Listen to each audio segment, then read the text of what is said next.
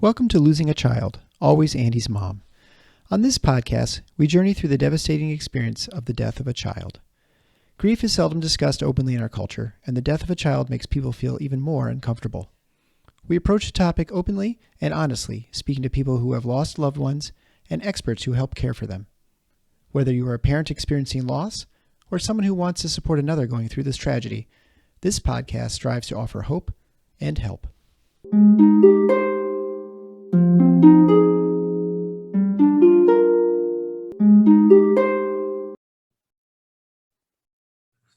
Thank you so much, Sheila, for coming on the Always Andy's Mom podcast today.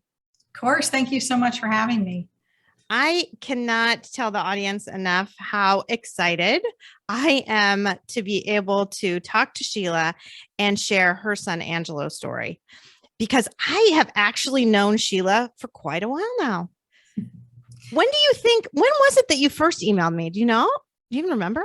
No, I think a few months after Angelo passed away, I, thank goodness, found your podcast within a few weeks of his passing. And it was just like the only thing that just kept me going. And finally, one day I thought I need to email her and let her know how much I appreciate that. So it's been at least 6 months, maybe longer, maybe 7 or 8 months. I think at least. Yeah. I feel like at least that long, because we, emailed back and forth for quite a while, and then you gave me some advice on things, and then you joined the support group that we do through Starlight, and now I feel like I know you super well. Like I feel like we're good friends. Yes, and I've never met you in person. I know. It's amazing that after this happened, the people I'm closest to are the people in our support group who I've only met one of them in person. So yeah. I know. And we're from all over the place because you're out in California. So, Which is crazy now. So you're my third Californian that I've had now in a row. So we are doing a big, like a West Coast tour now, of guests from California. Oh, good. Yeah, very good. So why don't we start out just by you telling everyone about your wonderful son, Angelo? Okay, great. Angelo, I'm already crying. Angelo was just the sweetest, most beautiful baby. He was born on his due date in Singapore, which was, unusual. Both of those were unusual. And he was born on his due date. I just have to put that in there. Isn't that funny? Which is unusual, it is right? Really unusual. Yeah. It's like 15% of kids are born on their due date. Mm-hmm. Yeah, really unusual. So we weren't expecting it. So I was literally working that day because I was thinking I want to take off as long as I can after he's born. So, and I didn't have any problems in my pregnancy. So I was working right up until his due date. And that was going to be my last day of work until I took off.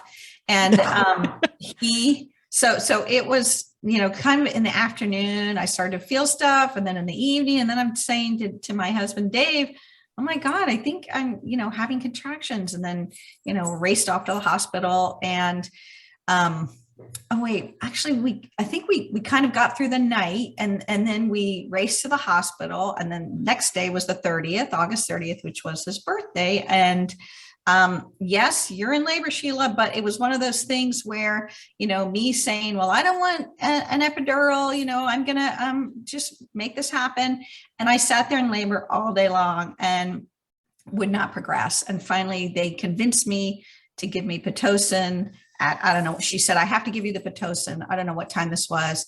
Do you want the epidural? And I said, no, I don't need it. And then she gave me the Pitocin. I was like, give me that epidural. Oh yeah. You can't do a Pitocin without an epidural. Oh my God. So And I was so freaked out by it, but everything worked out great. And I think I had to have Pitocin for all of my deliveries. So I totally feel you, but I had an epidural first. I'm married to an anesthesiologist. He wouldn't let me make that mistake. And then with my second child, Gabriel, I was living in America, and I did the same thing. Like, well, I'm not going to do that. And it got to the point, and we didn't need to progress the labor. I didn't need Pitocin, but then everything hurt so much. I said, I need that epidural now. And she said, it's too late. It's too late. You have 30 minutes and this baby's out. Like, you can't have it. So that was me trying to be a, good mom and not have any of the meds that I really should have had. Oh, that's funny. Sorry, go ahead. No, you know what? I'm going to pause just a second and have you take the bracelets off because they're clanging a little bit. Oh, you know what? They're kind of a pain to take off.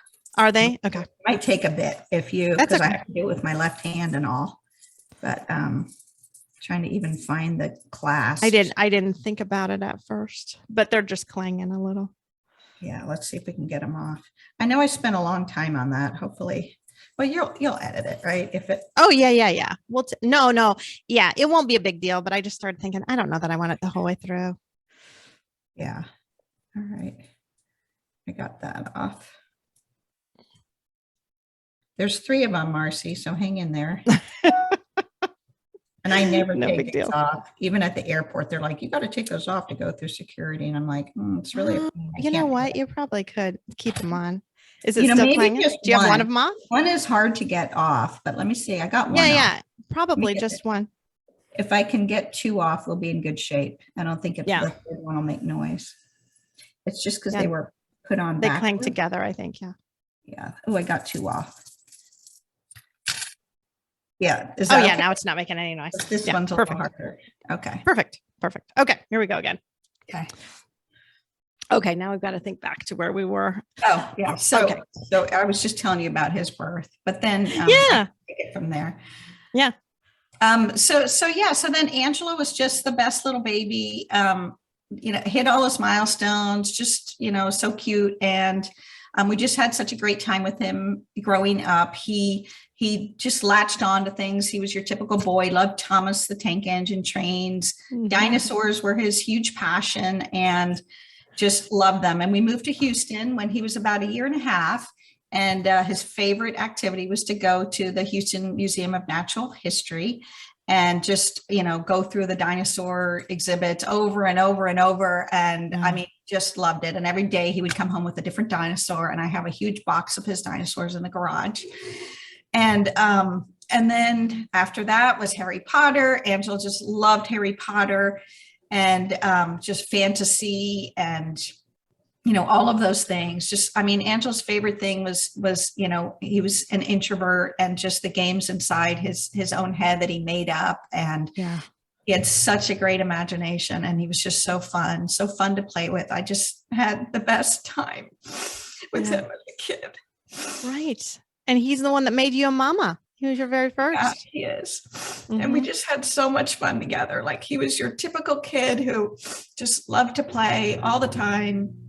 And then as he got older, we realized how he had this ability to just memorize things. And we were coming back from a road trip once and he just recited a whole SpongeBob episode. And we were like, oh my God, he has this like crazy memory. And so that kind of moved into his next thing, which was speech and debate, where he was just so good at it and won awards and all sorts of things with that. And, but the one constant in Angelo's life was video games. Once he was introduced to those, he loved them. He loved the Wii. He loved Garage Band or Garage Hero or one of those. And then, as he got older, moved into other video games.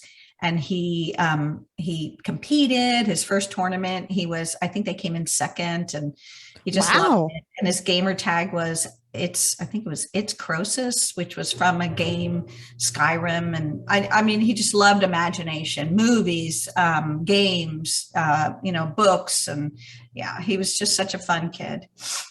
Yeah. Wow. It's so funny. You bringing up all those things just makes me think so much of my boys when they were little, with so many of those fun stories of dinosaurs and video games and playing. Were Angelo and Gabriel close? They were 4 to 5 years apart. And it was funny when they played together a lot when they were little. They were very close when they were little, but as they got older and Angelo hit the teen years, they kind of, they're in different phases of their lives, but in the beginning, it was so cute. Gabriel insisted on wearing Angelo's clothes. So his first day of preschool, there was Gabriel wearing these shorts that were like 5 sizes too big and this big t-shirt, and I couldn't get him to change. And so that's what he wore to preschool. And so they were really close when they were little. Gabriel just, hero worshiped his big brother. It is funny how that is, isn't it? Yeah. Yeah. I feel like Peter was that way too, just worshiping Andy. Mm-hmm. Mm-hmm. Yeah. So as Angelo got older and got through high school, talk about him a little bit then. Yeah. So Angelo always had, a ton of friends, and they would come to the house. And I just loved that too. Like his friends always were here. Yeah. And they would barbecue and just hang out. And they always felt so comfortable being in our house and just chatting with us. And it just was so fun. It's so different from my younger son, who never has friends over. And, probably because, that Angelo's no longer here. And it just feels, different. But yeah, just the house was filled with noise. And then Angelo, when he was playing video games, would be yelling and screaming. And so we miss all the noise, all the, Angelo had a big personality, and, he had a loud voice, and he loved our little dogs. We have 2 little Maltese, and he just loved them and loved playing with them. So yeah, I really do miss like that energy in the house. It's really quiet without him.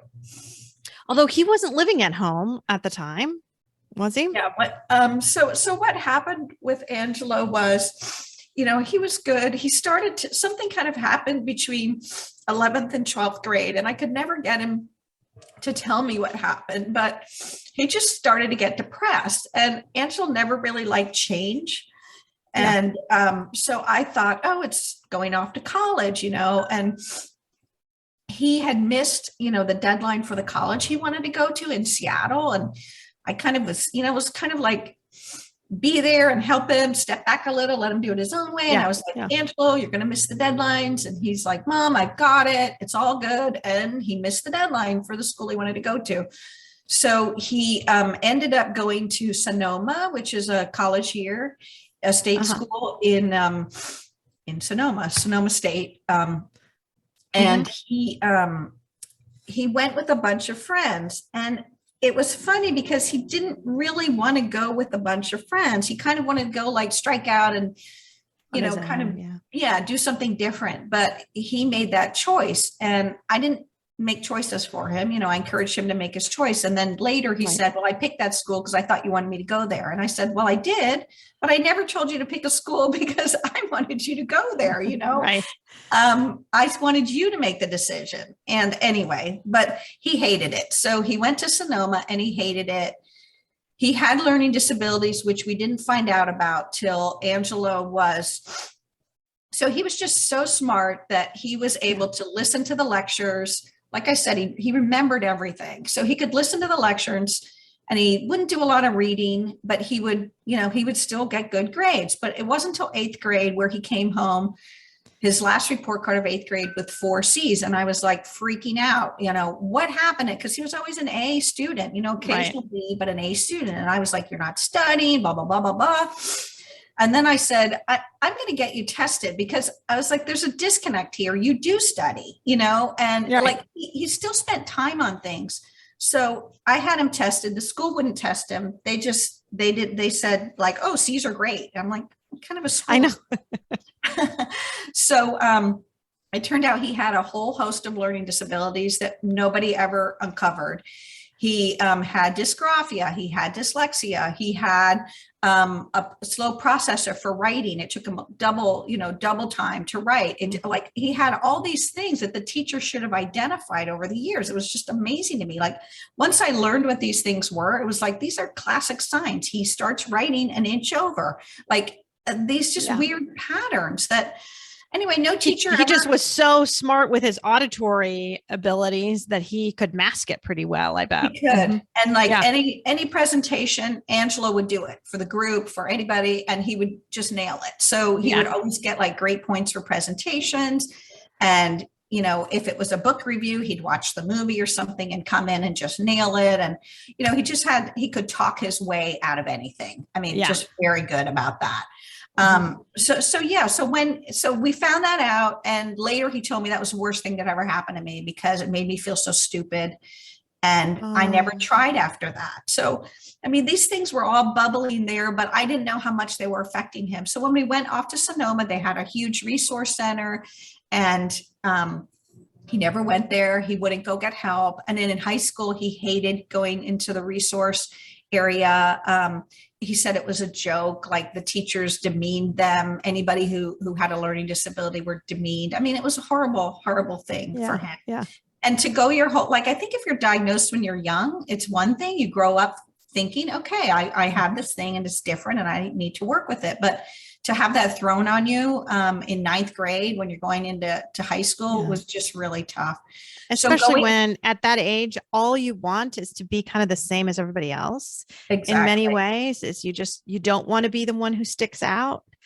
And that was his thing. Yeah. So going off to college, he felt the same thing. And he came home one weekend and he said, am I retarded? And I'm like, Angelo, how could you say that? Like when we did the test, he was at a 12th grade level and he was in 8th grade, for like his cognitive abilities but he just couldn't, he didn't want to go do what he needed to do to get help. He just felt I can just cruise through it like I did high school. So in high school, knowing he had these learning disabilities, he kind of gave up on studying, but he got a 3.2. He graduated 3.2. Didn't do anything extra, just basically went to lectures and took the tests. He still got a 3.2.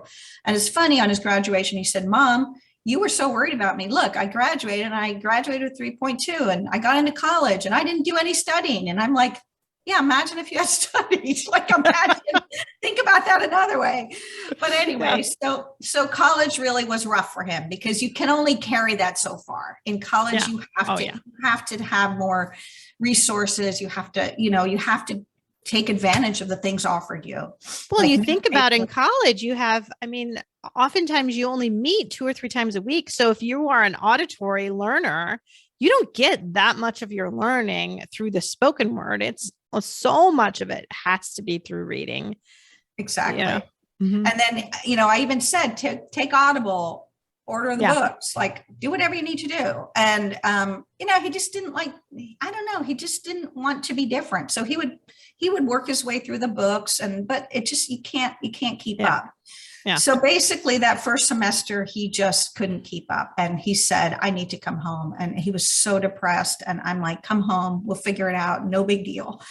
And he was just so devastated by it. He called me the last day. Just all his roommates had left. And he was just crying, Mom, I screwed up. And I'm like, no, Angelo, we'll figure it out. Yeah. But really that was kind of for him, I think he just couldn't kind of self-correct after that. So he came home. It took him a while. He went to community college and he just started to find his way. He started taking drama classes, which he was just so good at, such a great actor, and a movie critiquing class. And he really was enjoying them. And then COVID hit, and those are classes you have to be in the classroom to watch the movie together and have a discussion. And this was a while before they figured out remote learning. So basically that was it. Those classes were off. Yeah, it's just done. So and we were so isolated, and I was just so paranoid about COVID in those early days when we all were, and I wouldn't let him go out. And he just got so depressed, socially isolated. And so he said he wanted to move in with my ex-husband, who is a nurse. So my ex-husband had already had the vaccine when none of us had. And David was like, yeah, he can live here. He can come and go. I'm not going to have any restraints. So it would be great for Angelo. He can just come and go. And so I didn't want him to move. Of course, I'm his mom. I wanted him to stay with me. But he made that decision. So he moved in with David. And unfortunately, marijuana was legal by this time.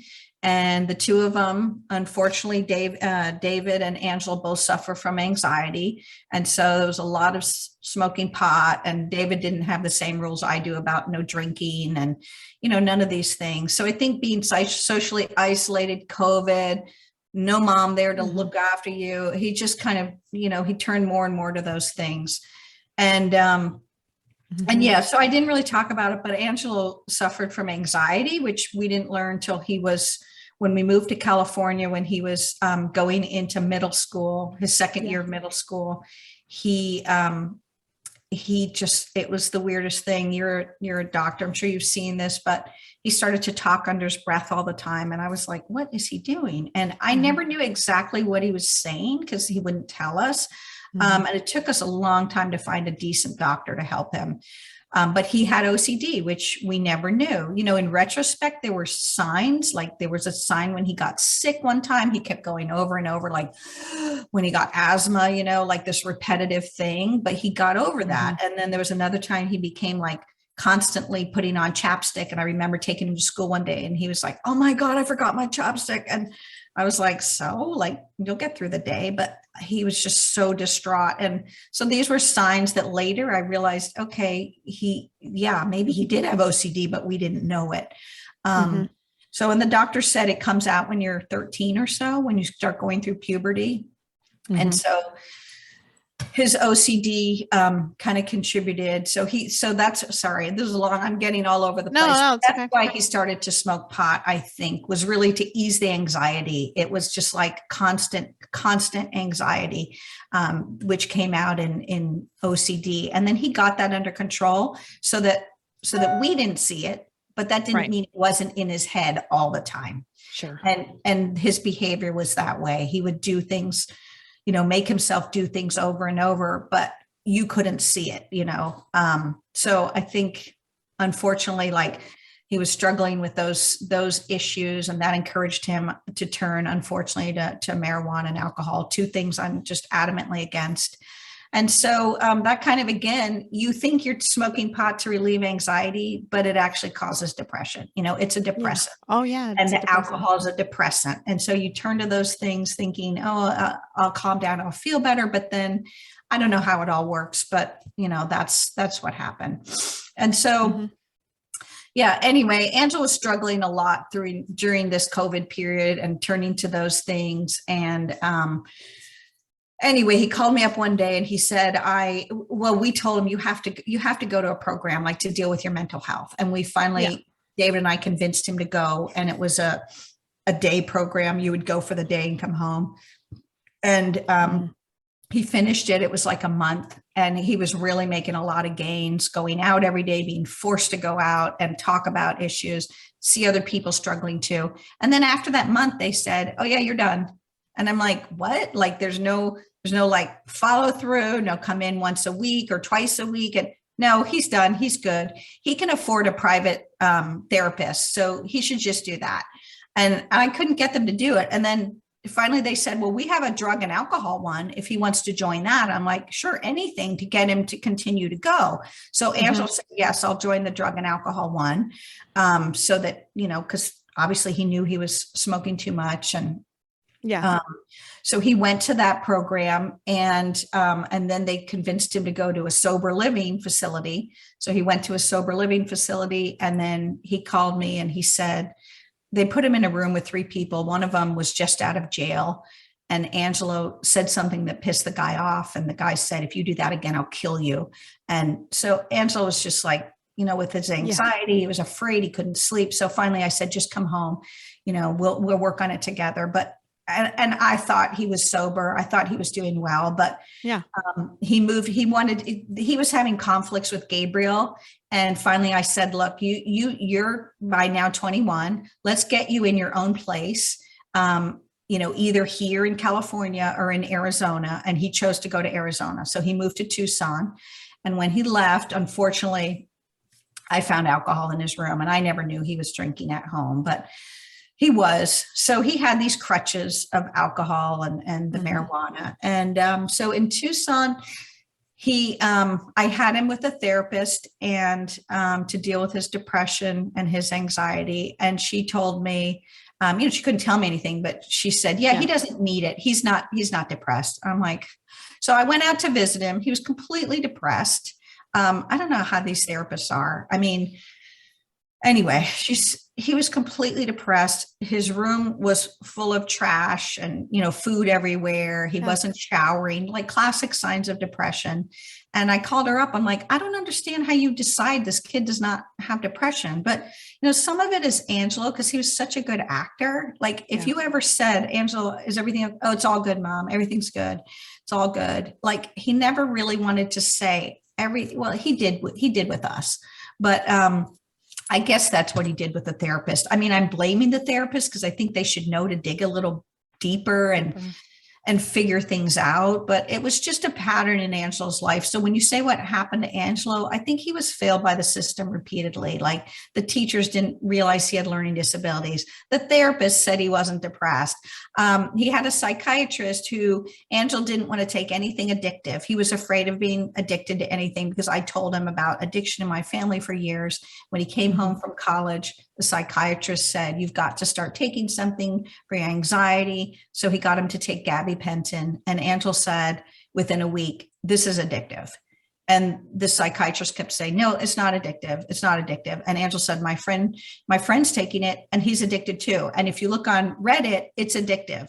And I kept going back to the psychiatrist. He kept saying, no, it's just mentally, he thinks it's addictive.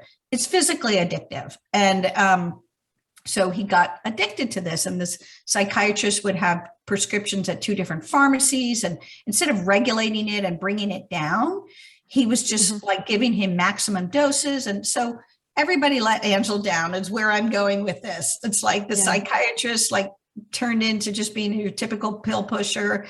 And so anyway, when Angelo moved to Tucson, I went out to visit him, and, we were moving him to another apartment. And during that visit, he seemed fine. Like, of course I could see he wasn't happy, like entirely happy. He was still trying to find himself. But, we moved him into a new apartment. We set it all up. He was super excited about it. He wanted lights on the ceiling, all these things to set it up, really excited about his new place. And then our last night together, he said, I want to watch a movie with you, Mom. And he just loved movies. And I thought it was going to be, something like Lord of the Rings or whatever, because he was 21. And he puts on Pooh's Grand Adventure, which was just so cute. It was our favorite movie when he was little. And that's how he was. He was like a big kid, but a little kid. And, so still trying to find his way to adulthood. Yeah. But anyway, what happened was, we don't know what happened. The night he died, he called me, and said, Mom, I screwed up. I was in an accident. And I'm like, oh, are you okay? And he said, yeah, I'm totally fine. It's just the bumper. That's all. I hit a pole or something, a short pole going into a gas station. I couldn't see it. I don't know if you've been to Tucson, but there's no lights. It's super dark because of the telescope, and the city's super dark. And he said, but it's all good. But then as we started to talk, he started to get distraught. Like, why do these things happen to me? I asked a girl out tonight. She didn't want to go out with me. His ex-girlfriend was just torturing him. And he started to get really distraught. Why do I get in these accidents? Why does everything bad happen to me? Why do I have so many problems? And then, he's like, I can't find my dab pen. I don't even know what that is. I think it's something that has marijuana that was more concentrated. And he's like, I can't find it. Can you give me money to get another dab pen? I really need to relax. And I'm like, Angelo, I'm not going to give you money to go buy drugs. I'm against drugs. And anyway, we're talking. And then all of a sudden I realize I'm talking to him and he's not answering me. And I'm like, Angelo, if you don't answer me, I'm going to call the police. I'm getting really worried. And he didn't answer. And I said, I'm going to count down from 10. And I did. And I really hated to do this, but I hung up and I called 911. And it took them forever. They just argued over which police would go, and whether it'd be Tucson police or the university police or whose jurisdiction it was. And then it took them probably 45 minutes to get there. And then the police officer called me and said, what's going on? And I told him, and I said, I think he took something that that knocked him out, or maybe, I'm worried he overdosed on something. And they're like, what? I go, I don't know. Go in, the door's unlocked. And they wouldn't go in. They would not go in. And they banged on the door. Nobody answered. It was Labor Day. All of his roommates were out. There was nobody home. There was no security around. This is a 24-hour, 7-day-a-week complex with security, which is what they advertised. There was no security. I called them repeatedly. Nobody answered me all night. And then Angelo, I said, that's his window right there, the window right near the door, bang on that. And they're doing it and he's not answering. And they're like, oh, we hear him snoring though. He's okay. He's just sleeping deeply. He's snoring. And I'm like, I didn't know at the time. I was like, okay. Okay. And they're like, yeah, he's fine. He's totally fine. We can hear him snoring. He's fine. And I said, well, yell and bang. And they did. And they go, well, he must sleep really deeply. And I'm like, okay, well, and I trusted them. And yeah, by the time I got security there in the morning, he was already gone. Yeah. And so I feel so much guilt for believing those police and not getting the security there, and not calling my sister who lived in Tucson, and all these things. And, I know that I did call the police, and you're supposed to be able to trust the police. And but it's just so devastating to me. It's like I told you, it's just this continued trend for Angelo of people letting him down. They wouldn't call the paramedics, they just refused. And, it just adds to the list of people who just let down my sweet boy. He was just the funnest, sweetest, nicest person. Yeah. I can't tell you. I've heard this story now months ago for the first time, right? And it just appalled me and made me so angry then, because I feel like you are so right that so many people let you down. And, you just wish you could go back and somebody had opened the door and realized that he was not arousable right at that moment, which he wouldn't have been arousable for sure. I understand that anger that you had to feel. Yeah, I have a lot of anger toward everybody, but I'm mainly sad because I can't change it, and I even did explore a lawsuit, but this just added to my feeling of the system letting me down. Lawyer after lawyer told me you can't win, because in Arizona, they don't in the autopsy, they don't declare time of death. They don't go figure out when this person died. What they do is the time they discover the body is time of death. So there's no way to know from the time the police were there to the time he was found when he died. So the police, to just add insult to injury, tried to cook up this story, because I filed a complaint with the police. They tried to cook up this story that, we tracked his phone and he went out after we were there at 2 a.m. and he drove here and there, and he must have, got something along the way that had fentanyl in it. And, so we didn't do anything. And so I called the cell phone company, and they go, no, that's Eastern time. This all happened the night before the police got there. He was not on his phone. He was not driving anywhere after midnight, which is when the police came. So they're making that up. The phone company told me that they're making that up. And then they're like, oh, he had a bank transaction at, 2 a.m. And I called Bank of America, and they're like, nope, that transaction that's Eastern time. This was in Arizona. It was, well within the time. It was 11 o'clock at night. So it's they just try to cook up the story. And I said, beyond that, even though he told me his car was fine, Angelo was really good with driving and good with cars. I don't know how he got home, because my ex-husband and my brother went to get that car to take it to the mechanic, and they couldn't drive it. It was completely destroyed. It was totaled. And so Angelo was able to drive it, but it was everything was, the wheels was embedded. It was completely screwed up, the body. And so for the police to claim he got in an accident and then went out, and then, was so passed out that they couldn't arouse him. They couldn't get him out of bed. They couldn't rouse him. Sorry. Yeah. that one. They couldn't get him out of bed, but then he suddenly got up 2 hours later and was driving all over the place in a car that was totaled. It was just like such an insult to me. The Tucson police were just so useless. Honestly, they were probably all trying to make themselves feel better, right? Yeah, and they were feeling probably like, oh, legally. Mm-hmm. And then before I filed a complaint, the narcotics officer told me the amount of fentanyl in whatever he had was so low, it should not have killed him. And so they said, the good news is he didn't do fentanyl. The bad news is he didn't do fentanyl because like it was such a minute amount. It should not have killed him. And he had a drug test for a job like a week before and was totally clean. And, the police tried to plane it like, oh, he must have wanted to die. He must have killed himself. But he had when my sister showed up at the apartment, he had an order of his Safeway food show up literally as they were coming to take him away. And he had like smoked salmon, all his favorite foods, his cheeses, his brie cheese. Like Angelo loved to eat, loved like nice foods. And despite having food allergies, he found a way to really enjoy eating. Mm-hmm. And so it's like that again was an insult. Like, okay, here he is.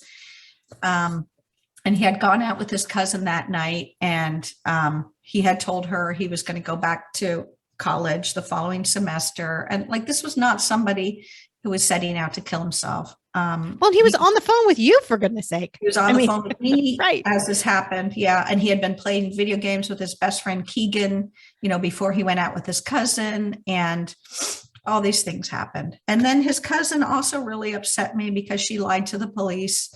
And she said she never was with him that night. And she could have given them evidence to find out who gave him what, where, and caught those people because, Angelo obviously didn't know that what he was taking was lethal. And she could have helped, but she just lied. She lied to everybody in the family, except we have a text where she sent one cousin a text saying, I was with him that night. I don't know what happened, I'm sorry, I feel like I missed something. And then she lied to everybody else and said she wasn't with him. And then she lied to the police and made up all sorts of stories, which, it's just a thing like this really can turn you against some of your family. Yeah. Yeah. Well, let's talk a little bit about that, obviously it's so devastating and horrible what had happened. And then we've talked a lot about your healing and support you have and haven't gotten from people in your family. Do you want to talk about that, about your journey a little bit? Yeah. So at first I felt really supported. One of my sisters, my favorite sister, came out and she just like took leave and spent a whole month out here with me. And it was just amazing, like the support I got from her. Yeah. And she helped me set up the whole celebration of life for Angelo. She did an incredible slideshow. We had like his favorite music. We picked things from Aladar and Lord of the Rings and Harry Potter, like all his favorite things. Like she spent so much time with me and working with the police, and because she lives in Tucson. So she, in the end, she went and dealt with the police and brought me back Angelo's ashes. And so she's just been an incredible support for me. Yeah. But the thing that I've really lacked, and everybody came, my brother and his sons, like gave incredible tributes to Angelo at his celebration, like just beautiful speeches and just funny memories. And Angelo was so fun. Everybody just loved him. He had so many friends speak about how each of them thought Angelo was their best friend. And, his friend from childhood, Dakota, came out, and just such great speeches. But then, during the service, the pastor said, "You're all here now. It's great, but don't forget how lonely it gets when you're all gone." Yeah. And yet they all forgot. Yeah. And, I had to struggle through. Angelo died in September. And then in October was Halloween, his absolute favorite holiday. Angelo loved Halloween. And not one person acknowledged that on Halloween. Like nobody sent me a message. Nobody called. Nobody texted. No, none of my family lives here, but none of them did anything to acknowledge how hard that day must be for me, and that they were thinking of Angelo. And it's just so interesting for me. One friend who's I'm not even close to, I never talked to her. She sent me a text on Halloween going, thinking of Angelo today. And I was like, how can my own family not think to do this? Yeah. And it's just, it went like that holiday after holiday. And New Year's Eve, I'm on a big group chat with my family, and every New Year's we were together in Tucson with my whole family, and I made myself go for Gabriel's sake to Tucson. It was so hard, so hard. And there's this group chat at midnight, like, Happy New Year. And I'm like, really? Like, all of you are just saying Happy New Year? Nobody's thinking about this. So finally, I just texted them all. I'm like, I cannot believe you guys are doing this. Like, nobody's even thinking of Angelo or saying, gosh, we miss Angelo or nothing. And they're like, well, we think about Angelo, but we didn't want to bring him up in case it made you sad. I'm like, I think of him constantly. When you don't bring him up, it makes me feel like you've all forgotten him, which is the way you're behaving. Yeah. So I thought I had told them and that would take care of it. Next thing came along, Valentine's Day, nothing, Easter, nothing, my birthday, nothing, Mother's Day, nothing. It's just like, who are these people? Yeah. They just don't know. I've just been like, oh my God. So finally I sent a note to, even my mom. And finally, I sent a note to my mom, a long letter after discussing it with my grief therapist. And I said, like, I'm asking you this for Angelo's birthday. His birthday is August 30th. I would like you to please ask everybody in the family to send me a memory. It can just be a text. It can be a letter. But don't call me. I just can't deal with the phone calls, but something. And so I'm hoping that this time I get something, that I get some actual support for his birthday. And it is sad that we have to end up educating the people that we love, but it is a lot of times what happens. I mean, I don't have very many people in my family that bring up Andy, hardly any. And the ones that I do are so, so precious to me. Cause I do, I love that. I know we recently had my grandmother just died, and we just had my grandmother's funeral, and she's 92 years old. So obviously she lived a long life, but what, struck me, of course, is going, and all of my cousins are there with their kids and all their kids. They're all talking about how big their kids are. And I'm just, thinking about mine that's not there. Right. Yeah. And no one said a thing. No one said a thing.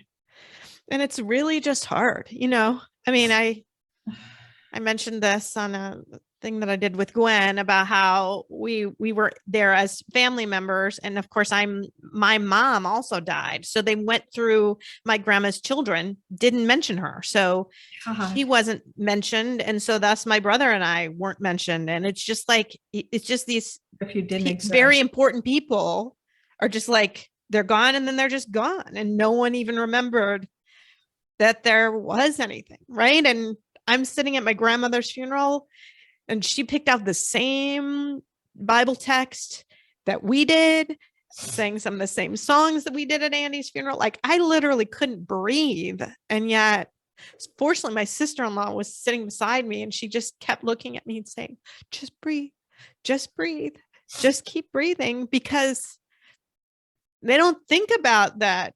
Even though grandma, died almost 80 years older than Andy was, that it might bring me back to a place that I can't handle it. Right. Right. Only yours is so fresh. It's only been 4 years, right? About that for you. Right. About almost 4 years. Yeah. But yet in my family's mind, I think it feels like, forever. Yeah. Like 4 years, I should be back to pretty normal by now. And if I'm not, there's something wrong with me. So yeah, well, people feel that way. I remember just a few months after, it was maybe even a month. I think it was literally a month after Angelo died. One of my friends, I saw her and she said, oh, how are you guys doing? And I said, good, except Gabriel's not really socializing. He's not really going out with friends. And she looked at me like this, like for you, like for me, like, well, you're not either. And I said, yeah, I'm not going to. I'm the mother. I Yeah. can't even begin to think of socializing, but I want Gabriel, who's just, I mean, at that time, a junior in high school, to continue growing and moving. But I mean, for her to do that to me like a month later, yeah, you're not out socializing. And I still don't go out socializing. I can't, the only people I really want to socialize with are people who have lost their kids who get it. So I have a few friends like that. Yeah. And it's really hard. I have one other friend who's just really empathetic, who lost her grandmother, lost her cousin. When her cousin was 13, they were together, and she's really been empathetic. But other than that, I find most people have no clue how to behave, how to talk about it, how to ask you about it. Yeah. And I think it just makes them so uncomfortable, and just, I also think they think, man, if it could happen to her, it could happen to me. And I don't want to think about it happening to me. So it's just easier if I just don't think about it at all. And of Yeah. course they go through that. Oh, if I bring something up, I'm going to make her sad. Well, that's just dumb, because you're always sad anyway. So No. it just makes you feel less alone when people talk about it. It does. It makes you feel less alone, and that they remember him. So, Yeah. and that he's not forgotten. And that's just so hard, because Angelo had no kids, no wife. Like, Right. he's only alive in my mind, just like Right. Andy. Like, Yeah. there's nothing of him left, and it's weird. Yep. Like, I always have this stomach pain, this constant stomach pain of missing Angelo. And it was funny. I finally mentioned that to my grief therapist this week. I'm like, when is my body going to stop hurting? And she said, that is the body that carried Angelo. Your stomach grew him. Like, that's why it hurts so much. And every part of you hurts. Like, your arms hurt because you held him, and everything feels a loss. And it gave me a different perspective. I was like, okay, that makes sense now, because I've been like, why is my body aching? And now I get it more, it's just aching because all of my body made Angelo, and all of it misses him. Yeah. I know my therapist has said so many times to me, your body remembers, because I was obviously in the accident in the car with Andy, and I don't remember it. I don't remember probably close to half an hour. And my therapist will always say, but your body remembers. Your body remembers. It's weird. Every right? second. Mm-hmm. It's just, and I mean, I am just like, I don't know. I'm still overcome with guilt, despite the fact that I know logically I did every single thing I could. Like, I constantly try to get him help and the right tutors, and he had food allergies, and manage those, and find the right college. Like, I constantly tried to help him. But the one thing I've learned from this is you can't control, like, you can grow your baby, you can teach them, but you can't control what they do. And you can't control, like, accidents and cars and other people. And it's just, I used to constantly be like, oh, I have to manage this. I have to manage this problem. I have to, prevent anything bad from happening. And I was just constantly like, oh, I have to protect Angelo. I mean, from the minute he was born, it was just in a constant state of, I've got to protect my little treasure, my baby. And just all the time, I was always trying to help protect him. And since he died, it's just different with Gabriel. I'm just like different now, because I realize I can't protect you. You're going to have to make good choices. You're going to have to, meet deadlines. And if your therapist isn't helping you, you're going to have to get another one, because I can't do it. The doctors don't let me do anything to help you. I can't help you. I can only give you advice and guidance, but you have to make the decisions. And Gabriel's now 17, and it's like, he'll be 18 in a month, 2 months, a month and a half. That's it. I cannot make any decisions for him after that. Mm-hmm. And it's just so hard, to like accept that.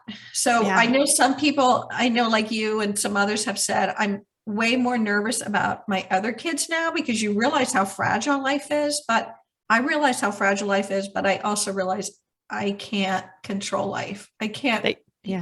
I can't make things turn out the way I want. So I've kind of been like, it's not that I'm giving up, I'm still here, but I don't have that constant anxiety of like, what if something happens to my kids, or what can I do to prevent this? It's like, it's out of my hands.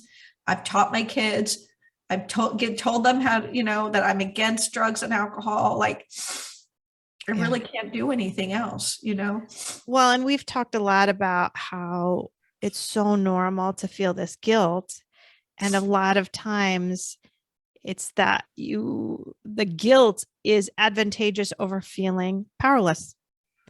Because when you feel that you have no power, when you admit that you're powerless in a situation, that is just devastating. And that's why it's easier to feel guilty than to feel powerless. And that's what you're describing right now is you're feeling totally powerless. I'm feeling powerless with Gabriel. I realize it, but I still feel guilt with Angelo. I know. It's interesting that you're feeling both, because now you're the worst of the mix, I would say, because, they always think it's like guilt or powerless. You're still feeling guilt with one, but you're feeling powerless with the other. And that's what I was recently talking about to someone else who's not aired yet, but about trying to feel empowered and get some of that power back and feeling like you've got a little bit of power, because there are certain circumstances where you are completely powerless, but it's hard to live that way. Yeah. It's hard to live both ways. It's hard to live with thinking at all times, keeping your kid alive and safe is up to you. Which is the way I've always lived. Like, I'll manage it. I'll figure it out. That's the way I've always approached it. I mean, from the minute Angelo was born, he had food allergies, like 5 food allergies. It was a big deal. We were living overseas. It was like, I had to manage things from the beginning with him and just constantly like, we'll figure it out. I got this. Like, that's always been my attitude. I'll figure it out, but I can't figure this one out. Like, this makes no sense. I did everything right. I said my prayers. I was a good person. I modeled not drinking. I modeled not doing any drugs. I constantly lectured about the importance of these things. I modeled hard work. I just like, feel like I taught him the good values. I know he had them. I just think, life overcame him, and somebody put something in there. And again, the police let me down. The police let him down. It's just, I know that I shouldn't feel this guilt, but I just look back and go, this decision, that decision, I should have identified the learning disabilities earlier. I should have done this. I should have known he had OCD, and that's the way you are as a mom, but I didn't know he had all these challenges. Right. And I'm going to tell you a Gwenism on you're doing too much shoulding yourself. Don't should yourself, right? It's easier said than done. I was like, did she just say? Yep, I know. And I think that's why Gwen says it that way.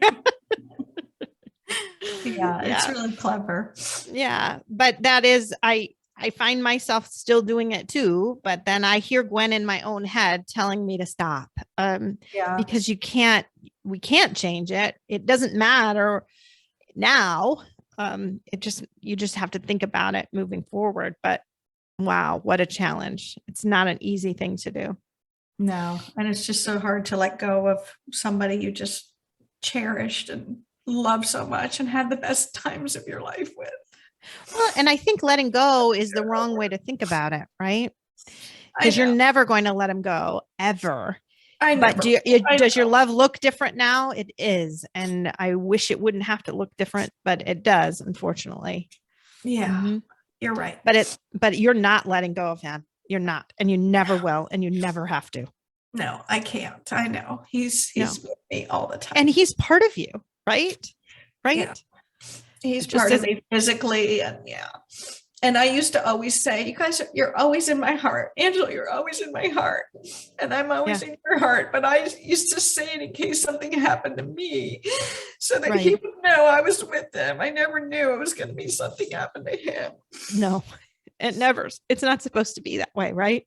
Yeah. It's not supposed to be that way. You're supposed to live on in their hearts. They're not supposed to be the one to have to live on in your heart. Yeah. So we've talked about some different things that you've been doing to try to help yourself, right? And that is seeing the therapist and support groups and things like that. So do you want to talk a little bit about what different things have done that have given you some comfort? Yeah. So the first thing that gave me comfort was I was just so lost. I didn't know anybody who had lost a child. And actually, after I thought about it a while, I did know one person from when I used to live in Houston, but I didn't know anybody here who had lost a child. And so I found your podcast, and oh my God, Marcy, it was just a lifeline for me to hear these other women, including you, who had gone through this, and for me to know I'm not alone. It was just so helpful to me, because you feel so alone, and it feels like there's nobody else who lost their kid. Why do I have to? And so to find other moms has just been a godsend. And then you pointed me to the Starlight support group, which is just, I love the woman in that support group. And it's just been so helpful to me to have them in my life. And I found, this is just so sad, but there was a woman here who lost her son at the high school. He went to PE. They were swimming and he drowned during PE class, which is just unfathomable in a freshman PE class. But the swimming class had like 60 kids in it and no lifeguards and just one teacher who was obviously not checking for this. And so she has just been a total lifeline for me. Just having another person who I can just completely relate to, and she gets it. And she's about 3.5, 4 years ahead of me. And so she's just been my total rock here. And I see her maybe once a week, and that's really, really helpful. And then from your podcast, I learned about that group that connects you with another person who lost a child from a similar circumstance. I can't remember the name of the organization. Just Enduring, that one? Yeah. And I've been matched with a woman with that who lost her daughter just a month ago, this month, just a little bit before Angelo. And of the same thing, just a surprise shocks, some fentanyl got into something. And so I've done that. I think I've done everything I could possibly do. And I went to Wow, We're Waiting support group, weekend retreat. So I'm like doing it all. You are doing it all. I don't like reading, like sitting down to read and think about it, just sitting physically. I can't do that. So what I do is I get books on Audible. Or, so I walk, and when I walk, I listen to those books, and I find like I prefer to read fiction at night. Like it's so hard to sleep as it is. Like to get your mind going on all that stuff at night is just too much for me. And that's about the only time I have to read. So yeah, I really find it helpful to walk and listen to your podcast. And then in between podcasts, listen to some of the grief books on Audible. And I think taking that time to just read some fiction is nice too, because you need to give yourself a break and just try to get away a little bit too. Right? I heard that on your podcast. It's just so hard for me. Like I was just starting to play pickleball when Angelo died. And I just like, it's so hard to be in a big social circumstance. And so he had a few small group classes, which I was able to manage, but I can't do those over the summer. It's just too hot for me in the middle of the day. And so he wants me to go to the evening one where there's like 30 people. I can't do that. So it's really hard to find something that you can do socially that doesn't, without a big crowd. I can't deal with crowds. I can't either. I'm angry at everybody. So, and I don't want anybody to, it's so hard. Like I just started a new job, and people ask, how many kids do you have? And it's just so hard. I don't want to tell everybody and then have the whole thing. So I just say, yeah, I have 2. And, part of me feels like I do have 2 kids, but I mean, part of me feels like I should be honest and tell them. But another part is like, I can't, like, I have to have, I think I heard this on one of your podcasts, but I have to have like some place where that's not the focus. And so for me, work is where it's not the focus. And so it's all about work. Nobody knows about my background. We're all working remotely, so we're not that close. So that's kind of like an escape for me, it's for me in the sense that I'm earning money and doing something I like doing. But that's about as good as it gets for me. Yeah. reading fiction and occasionally watching TV or I can't even go to a movie. I just find that just so hard. Like Oh, I'm sure because you love them so. normal things. It Mhm. just, I know. Well, thank you so much, Sheila, for coming on the podcast today and sharing Angelo. I loved being able to hear more about him and learn more about him that I didn't even know before. So thank you for that gift. Yeah. Thank you so much for doing this, Marcy. It's just, I know it must be hard for you to do this so regularly and so often, and it's just so helpful. So thank It you really so is a much. privilege. It's It really a really is privilege. amazing. It's just such a help to me. And I just really appreciate you and all the moms who have gone on this show. Well, and I appreciate you so much, more than you probably know. So thank you. Thank